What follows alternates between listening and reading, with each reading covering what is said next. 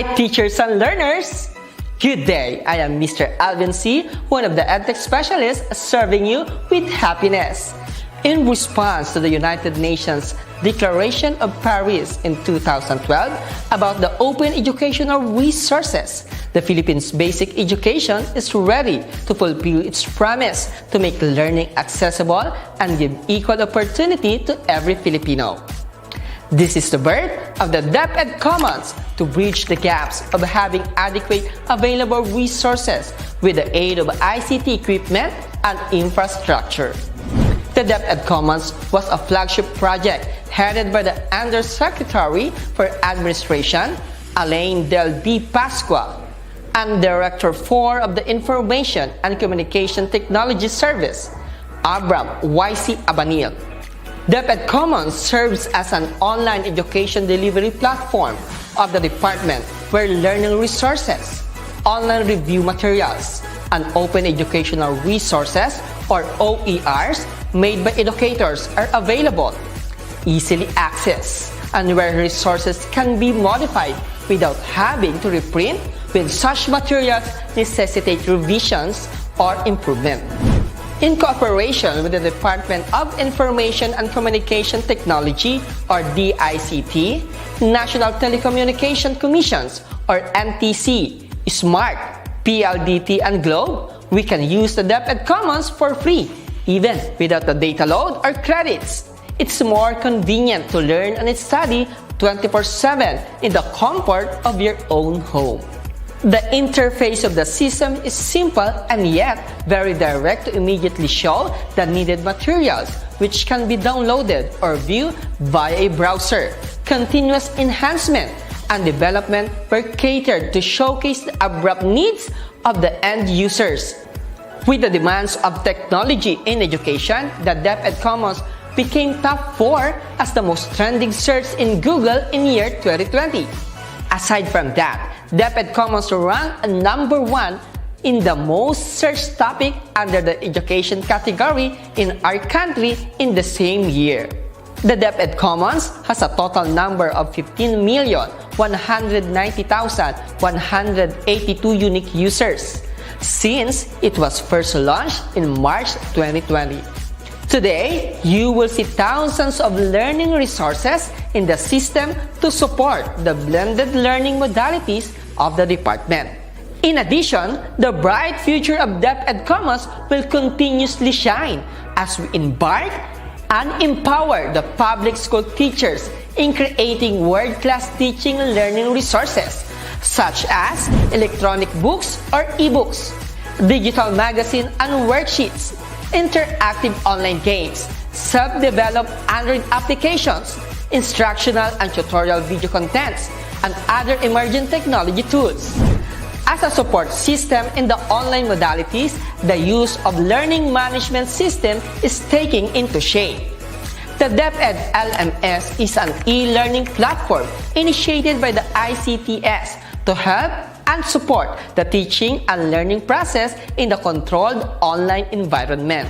It was created to work concertedly with the DepEd Commons. Amongst the advantages of using the DepEd LMS are as follows. First, it is cost-effective. The courseware allows participants to access it in their own free time and reduces travel expenses, accommodation costs, and professional fees. Learning while watching the instructional aided materials enhances the soft skills of participants by doing the hands-on activity as requirement. In addition, a digital certificate with QR security code is automatically rewarded to a participant once a certain course is accomplished and completed. Second, consistency of training. The delivery and mastery of competencies is consistent since it is centralized, well-organized, and easy to navigate. It delivers a learning curve to all students by supplying a single source for content, course materials, and instruction with variation of activities that will enhance the skills of end users. Third, it easily tracks learners' progress and performance. It has the capability to allow DepEd to easily generate and consolidate training reports in all overall perspective. By utilizing the e-learning courses or online trainings, trainers can easily track goals progress, knowledge gains, and determine who have completed the course or who needs assistance and help. The Department of Education internally developed an in-house learning management system, namely the Professional Development LMS or PDLMS, used for professional growth and capacity building for teacher and non-teaching personnel, which is not limited to public school teachers. It is also available to private school teachers and even college or university professors. On the other hand, the DepEd Regional LMS or DLMS is intended exclusively for public school teachers and students within their regions and divisions to support the blended learning modalities in delivering quality instruction. To learn more and have a feel of ease in using this innovative system, kindly visit commons.deped.gov.ph for DepEd Commons, trainings.deped.gov.ph for DepEd PD LMS, and lms.deped.gov.ph for DepEd Regional LMS. We will continue to innovate and transform the Philippine basic education in its target glory. Para sa bata, para sa bayan, para sa guro. Solong edukalidad.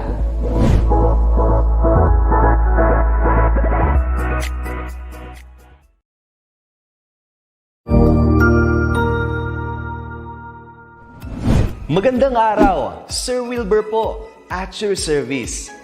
Narito ang ETUlay upang gabayan ka sa inyong pag-aaral upang lubos na maunawaan ang iba't ibang paksa o subject. Ang ETUlay ay isang free online tutorial class na pinangungunahan ng DepEd Educational Technology Unit sa pamumuno ni Undersecretary Elaine Del B. Pascua. Ang programang ito ay hindi lamang para sa mga bata, kundi ito rin ay magsisilbing gabay sa mga magulang at mga guro kung paano nila ituturo o gagabayan sa bawat asignatura ang kanilang mga anak o mga estudyante. Sa kasalukuyan, ang self-learning module mula sa rehiyon ng Calabarzon at kilala sa tawag na Pivot ang ginagamit sa ating ETUlay online class. Kaya ano pang hinihintay ninyo? Ihanda na ang inyong mga ballpen o lapis, papel o kwaderno at samahan kaming itulay ang pagkatuto para sa bawat batang Pilipino. Sama-sama tayong magtutulungan para malampasan ang mga hamon sa panahong ito. Halina't matuto kasama ang inyong online tutor sa oras na ito.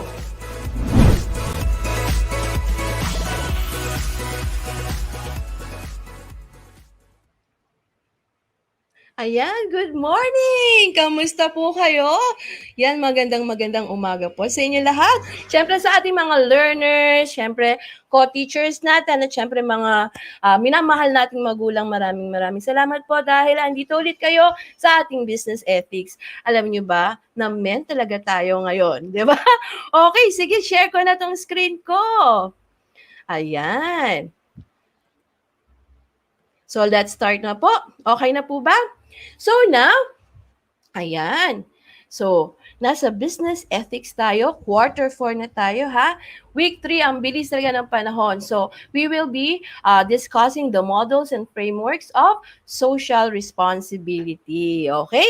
So, check ko nga po. Okay lang ba?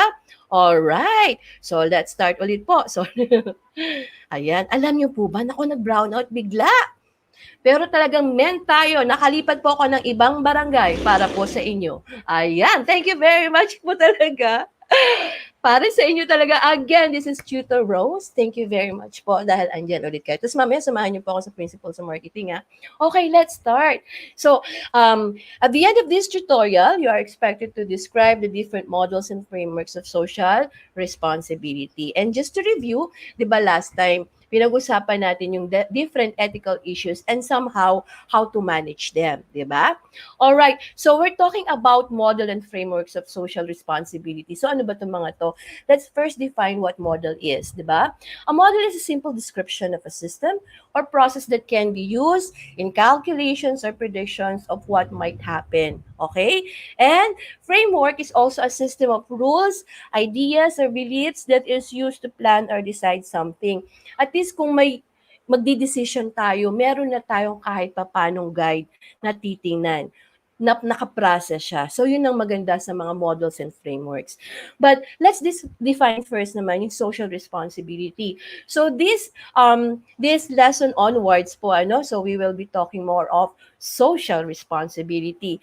So, I got this from International Organization for Standardization or ISO, 2010. They define social responsibility, it's a responsibility of an organization for the impacts of its decisions and activities on society and environment through transparent ethical behavior. They also added social responsibility contributes to sustainable development, including health and welfare of society. So it takes into account the expectations of stakeholders, is in compliance with applicable laws and consistent with international norms of behavior, and is integrated throughout the organization and practice in its relationship. Ang dami ko pong sinabi, no? Pero, makikita niyo po mamaya, yung pagka-define nila sa social responsibility, pasok po yung mga models na pag-uusapan po natin. Okay? Ayan. So now, let's discuss the different models of social responsibility. Sa iba po, syempre, pag corporation din natawag po natin yan, ay corporate social responsibility or CSR. Okay? So now, we have the economic model. Next, we have the philanthropic model. Then we have the ethical or social web or stakeholders model. We have also the environmental or CSR model and the integrative model. Okay? So, this is just to show you one of the examples of social responsibility framework from Carol. So, sikat na sikat po itong framework na ito na ginagamit, no? So, mamaya balikan po natin or may continuation po itong topic natin next week, no? So, magagamit po natin siya. Okay po ba yun? Alright. So, let's start with economic model. So, economic model, actually, this is the profit-based social responsibility. At ang kilalang-kilala dito, syempre, si Milton Friedman, no? Friedman, meron siyang essay noong 1970. It's the social responsibility of a business is to increase its profit. So, alam niyo na kung ano yung pinupoint out agad ni Friedman. Okay. So, Friedman doctrine is also called the shareholder theory. Okay? So, sabi niya, an entity's greatest responsibility lies in the satisfaction of the shareholders, most especially if it's corporation, no? Then, the business should therefore always endeavor to maximize its revenues to increase returns for the shareholders. This is really true. Actually, when you study financial management, no, talagang nakalagay doon, one of the objectives talaga ay to maximize the shareholders' return, no, or revenue. Totoo pa rin po ito ngayon. Okay? But the economic model holds that business sole duty is simply to fulfill the economic functions of business, no? We're designed to serve, 'di ba? Sabi nga natin, ang business kasi, we offer products and services in exchange for profit, 'di ba? So, it views the social responsibility of business managers is simply to pursue profit within the law. Okay? So, legal pa rin naman siya. Pero, alam niyo na, kaya bakit siya tinawag na profit-based? Kasi nakakoncentrate talaga sa profit, no? Okay, now this economic model of CSR denies that business has any social responsibility. Yun nga lang. So, beyond the economic and legal ends, no? So, Friedman, though, hindi naman niya in-ignore ethical responsibility, but he suggested that decision makers are fulfilling their responsibility if they follow the firm's self-interest in pursuing profit. So, yun pa rin talaga yung niya, no? Yung ang focus niya talaga, maximizing shareholders' equity. So, dahil gano'n, sabi kasi ni Friedman, kung gusto maging social responsible ng company, individual yon. Ibig sabihin, huwag niyo isasama yung company. Okay? So, gano'n siya. Kaya, may mga critics dito sa model na to. For one, sabi nga, napaka-individualistic niya. no? Individualistic, no? Kasi talagang hindi niya kina-consider yung iba, most especially the society as a whole. So, considers the doctrine as defective from many fronts, including legally, morally, economically, socially, and financially. So, syempre, ano pa rin to, no? Mahabang discussion. But, syempre, as business enterprise, talagang 'di ba? Isa po 'yan sa ating objective to maximize shareholders equity or kaya kung single proprietor ka, syempre gusto natin ng optimum return or profit. Okay po ba? Ayan. Tingnan ko nga po, pasensya na kayo, na-miss ko kayo ha. Yeah. Nako. Hello po, Ma'am Mary Jo Parantar, Sir Neil Barba, Ma'am Mariel Godito.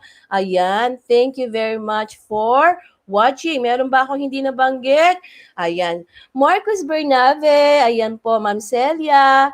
Yan, Timothy. Ayan, good morning po sa inyong lahat. Okay, let's continue. Kayo ba, naniniwala ba kayo na dapat lang tawag dito, economic model. So, tingnan natin. Okay, may second naman na model. So, this is called philanthropic model. I know most of you are familiar with this kasi it goes beyond, sabi na, pagiging philanthropic. Hindi lang yung pagiging as business, organization ka, ethical ka, legal ka, dapat ini-extend mo yan sa society. So, ito yung philanthropic, no? So, usually, this is associated with donating money sa mga charities. Di ba, may mga sinusuportahan yung mga business organizations, di ba? But of course, beyond pa yan. Well, for this model, by investing in the community, the business encourages loyalty from employees while benefiting from an improved support system. Totoo din naman, di ba? Pagka yung business, sinusuportahan yung community niya, maasahan natin yung community rin, syempre, susuportahan yung business. Tama po, no? And corporate philanthropy also serve as a way of representing a company's commitment to society.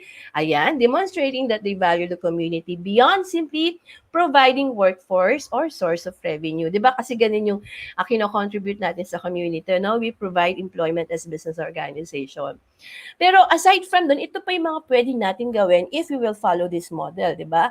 Investing in the community projects, no, or participating in local projects. Okay? So, basta't beyond hiring lang the employees, di ba?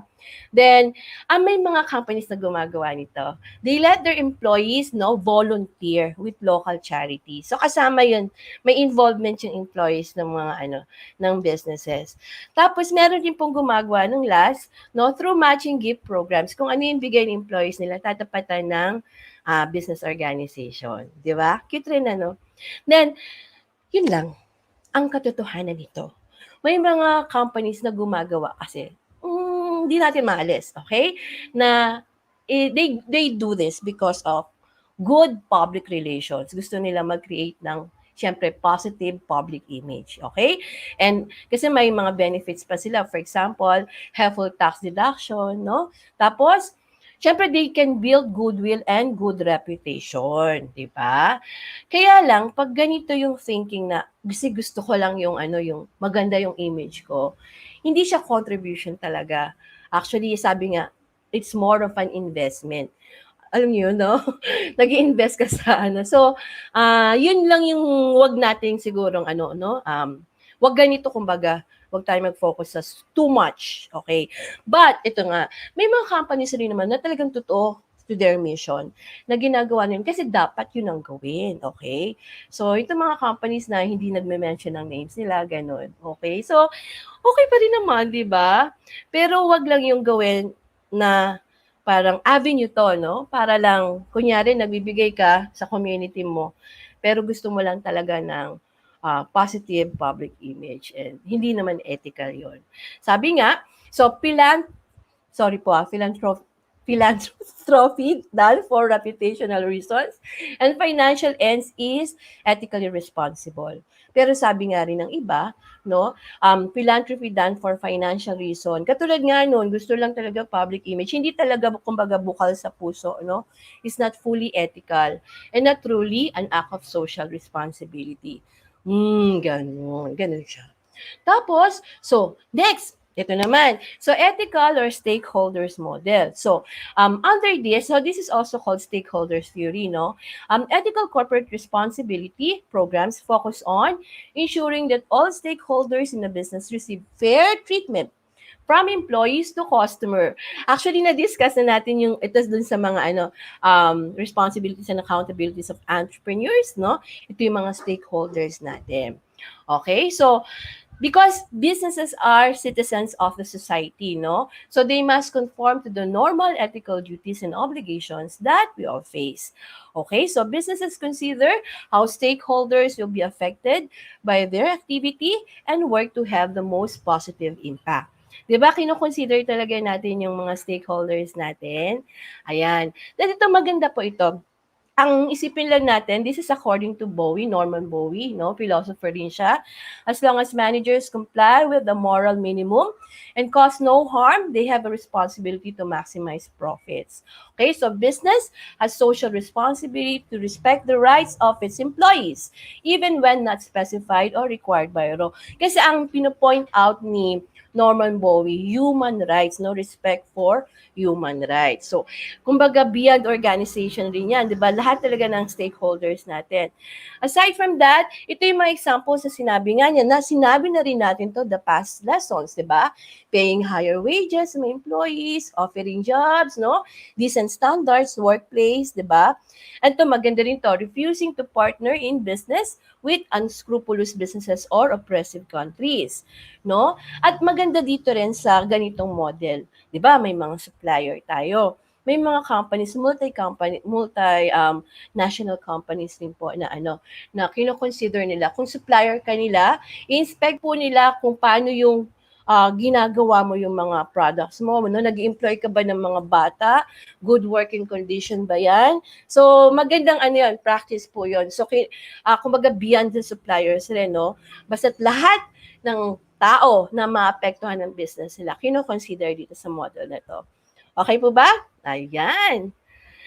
And of course, environment, CSR model, no? So CSR sustainability. So holds that the fair financial goals must be balanced against and perhaps even overridden by environmental consideration. So medyo na to, no? Mataas talaga na level na to ng social responsibility commitment. So one of the most common forms of CSR where companies focus their CSR efforts towards reducing the impact on the environment. So, sana dumating tayo sa ganyang part. May mga companies po na nag-observe na, di ba? Then here, the companies tends to focus on business cutting down its greenhouse gas emissions and waste, and that also includes re-evaluating their plans. Alam niyo po yun, for example, sa product design pa lang, di ba? Product design pa lang, masyado ba yung maraming packaging, yung mga ganon. So, doon pa lang po pinag-aaralan na. Meron, diyan po, kumbaga, papasok yung lahat ng mga green, marketing, no? Green purchasing, ganyan. So, green human resources practices. So, dito po yan papasok. Okay? So, maganda rin naman ito. Tingnan niyo po. So, from this perspective, the success of business must be judged not only against the financial bottom line of profitability, but also against the ecological and social bottom lines of sustainability. Natandaan niyo po yung natin, yung peace natin, 'di ba? People, planet. Ayan, 'di ba? People, planet. Yan. And profit. Then, importantly, affirm that is environmentally unsustainable. Ako naniniwala po ako dito. Is also affirm that is in the long term financially unsustainable. 'Di ba? Ayan. Okay, at syempre, sandali lang po, tingnan ko rin po. Yan. Okay, so meron pa ba ako nakalimutan? Hello po, Lucky. Hello po, Ma'am Tides Tapang-Ant. Ayan. Yes, ma'am. Ang ganda ng sinabi po. Ayan. Then, sana ma-share ko. Sino pa po ito? Ayan, RC. Yan, Ging. Yes, thank you very much po for joining. Thank you po. Naku, babasahin ko po yan. I-feature ko po yan, sinulat nyo, ma'am. Okay? Ayan, let's continue. Pwede mong wag na lang mamili. 'Di ba? Pwede mong wag mamili. Kasi talaga namang tuturin yung mga models, So, meron din naman tayong tinatawag na integrative model. 'Di ba? So firms bring social goals into the core of their business models and fully integrate economic and social goals. Pwede bang pagsamahin ang economic, no? Ethical, legal, 'di ba? Environmental, pwede po. Okay? So talagang yan yung dapat gawan talaga ng strategic planning, no, ng management, 'di ba? Dahil pwede po siyang pagsamahin. Kaya nga meron po tayong integrative model na sinasabi. So there's a growing recognition that some for-profit organizations also have social goals. Talagang siguro nature na rin natin yon, no? Pagka maunlad tayo, we also want to give back to the community or society as a whole, di ba? Yan. And aside from that, dito pumapasok yung social entrepreneurship. Ayan, are you familiar with that? So iba rin yung nila, no, yung objectives nila. Okay, so demonstrate that profit is not incompatible with doing good and that one can do good profitably. Maganda po yung concept ng social entrep na yan, ano? Yan, okay? So, but there are some who would argue that ethical responsibilities associated with sustainability are relevant to every business concern. Okay, so actually sa integrative nga, pinagsama-sama na yung mga models na ito. Okay? So, ayan, okay po ba kayo? Alright. So now, let's test our knowledge. Sana po, no? Okay, sana po natandaan nyo, ganyan. So, test our knowledge. Okay? So, ito. Choose the letter of the correct answer. It serves as a way of representing a company's commitment to society, demonstrating that they value the community. Ano kaya ito? Is it ethical, social, or philanthropic? Tingnan po natin kung may sasagot ba. Ayan, sana lahat po kayo nabanggit ko, no? Ay, si Paul. Hello po. Paul Romeo Israel. Anong sagot niyo po? Sagutin na natin. Ayan. So, this is philanthropic model. Okay? Now, so next, CSR model which holds that business sole duty is simply to fulfill the economic functions business were designed to serve. Alam na, ando na yung word. So this is economic model. Okay? And next, societal model focus on ensuring that all stakeholders in a business receive fair treatment from employees to customers. Dapat, di ba? Yes? Ay, false. Kasi hindi talaga siya. Okay, so this is stakeholders model. Ano lang kayo, no? Kino-confuse ko ba kayo? Alright. Kumbaga, syempre, society pangkalatan na, no? Okay, sana po nag-enjoy kayo sa ating business ethics ngayon. So, ito po ang ating mga references. At syempre, this is Tutoro. Samahan niyo po ako mamaya 11:30 sa Principles of Marketing. Okay, again, every Friday is Business Friday. So thank you very much. Next week po, ayan, i-continue po natin ang ating models and frameworks of social responsibility. So for your comments and suggestion, please email us at edtech@deped.gov.ph. Okay po ba? Alright, see you po. Maraming salamat po.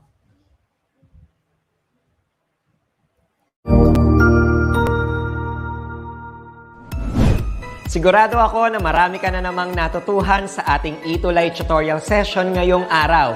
Tandaan, ito ay hindi lamang para sa ating mga mag-aaral, kundi pati rin sa ating mga minamahal na guro at mga magulang na kaagapay natin para maituloy ang pagkatuto sa kabila ng nararanasang pandemya.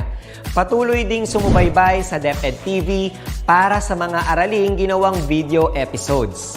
Mapapanood ito mula Lunes hanggang Sabado, alas 7 ng umaga hanggang alas 7 ng gabi sa inyong mga telebisyon. Abangan sa Lunes mula 1:00 ng tanghali ang iba pang aralin sa ating ETUlay free online tutorial session sa Science. I-like and subscribe at manatiling nakasubaybay sa ating ETUlay tutorial session sa DepEd Edtech Unit FB page at Educational Technology Unit channel sa YouTube at sa DepEd Tayo at DepEd Philippines social media accounts. Paalam!